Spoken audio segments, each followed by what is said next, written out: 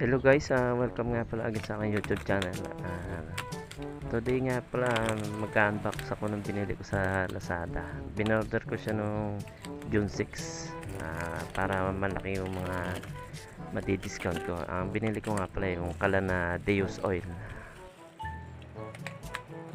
Ang price talaga nito sa store nasa 1.2. Ngayon nung in-order ko siya noong June 6, ang laki nung natipid ko. Kita nyo naman yung may mga voucher saka shipping fee, kaya sulit.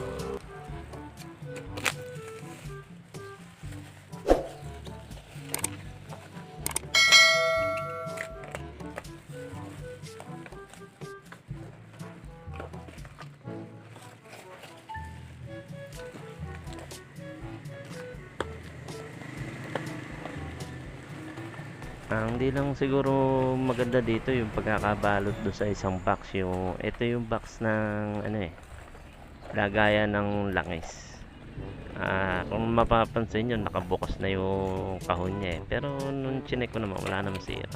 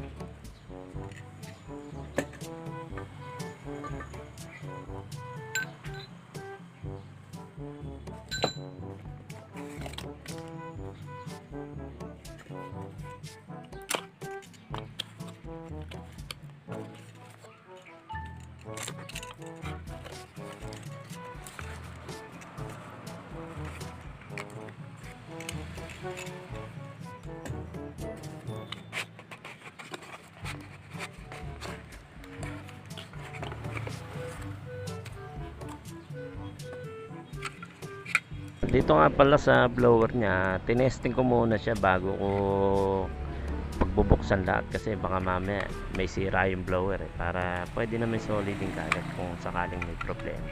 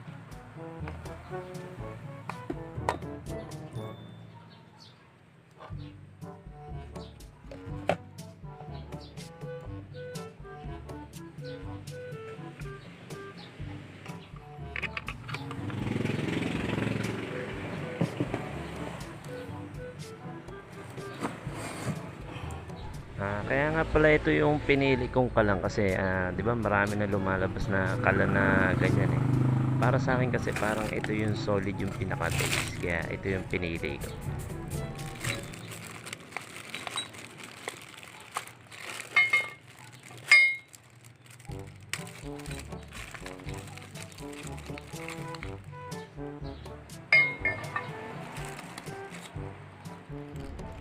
Dito nga pala sa mga kasama niya lalagyan meron na rin dito yung pinakagasa niya, yung nag-aapoy, saka meron din siyang kasamang teflon, saka yung papel ng instruction niya kung paano siya buuin.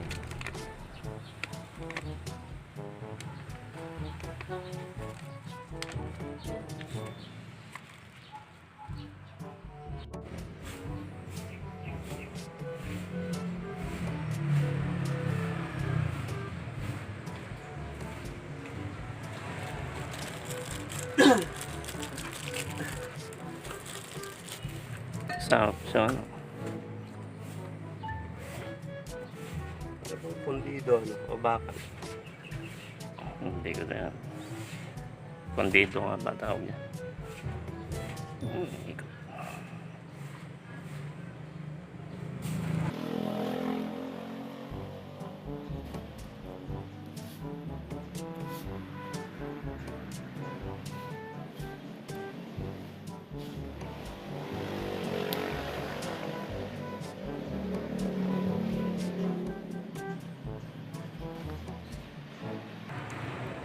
Yung dadaanan ng langis.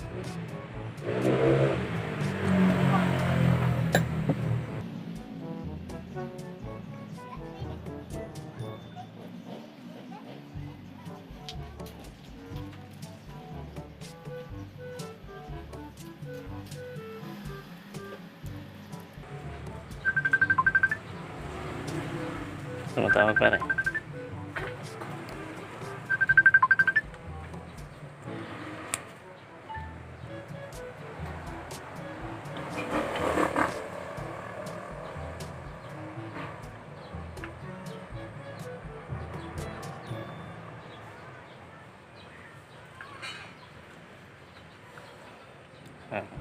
Okay. Tutuloy lang is.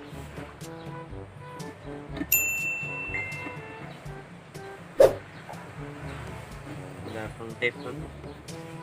Hindi naman kailangan kasi iinit din dito eh. Kumbaga, sa ilalim. Kailangan para hindi takaw space. Yung sa ilalim, nakatapat din dapat sa isang pwesto.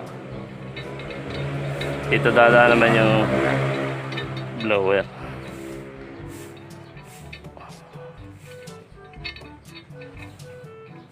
Ipit. Ganyan lang ba talaga sa loob? Loob lang. Kasi hindi mo naman pwede lagyan ng ano yun eh. Hindi mo pwede lagyan ng ganito dahil mag-iinit yan eh. Ito naman dadaan nyo kung yung tuga naman.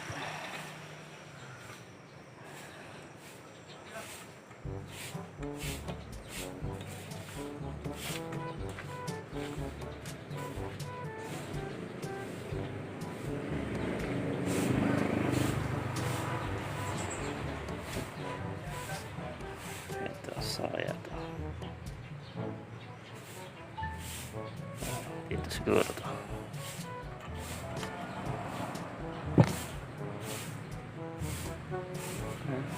Sa blower.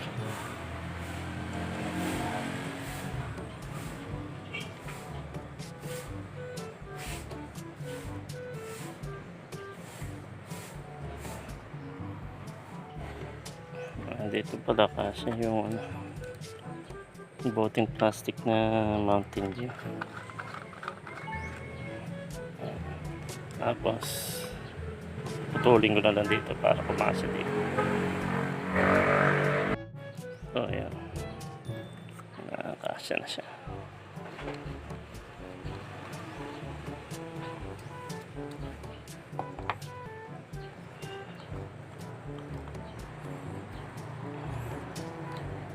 Yan ang mababa yung kabito ng blower. Kailangan may support siya dito. O kaya lagyan na lang ng katang yung paa.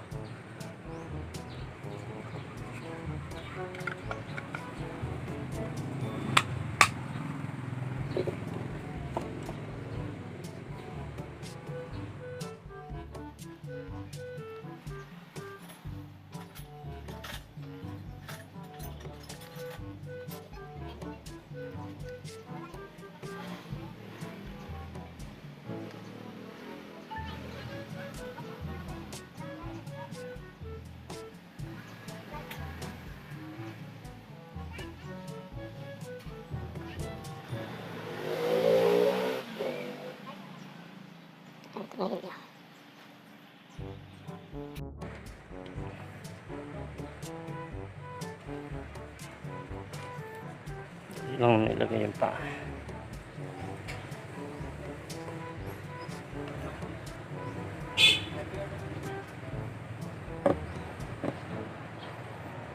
Tapos may gaskets.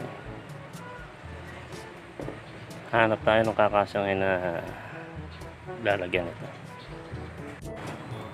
Ito pala. Ano ng Gatorade. Kasya. Iba-iba yung sukat niya. Yung iba wala akong makakuhang kasukot nito. Kakaiba. At least parang ito lang yung magagamit.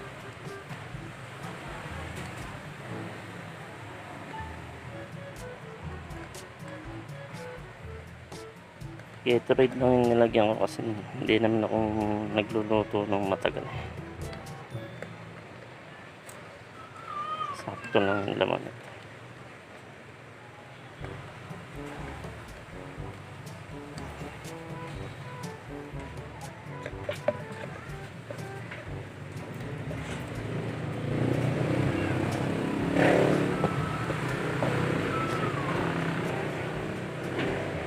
Testingin na natin.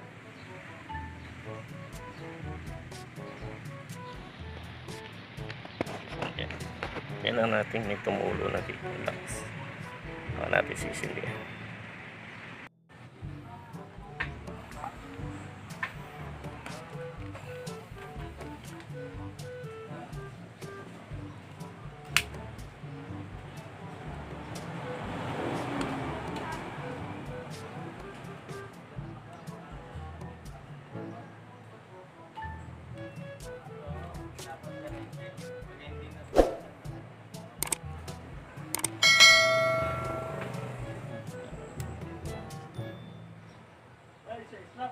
Two 2,000 years later.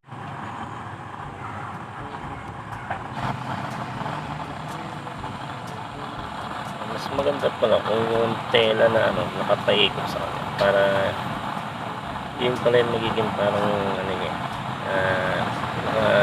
mag-a-apoy.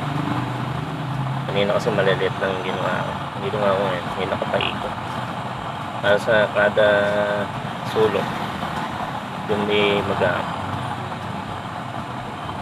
So yun, dito ko natatapusin lang.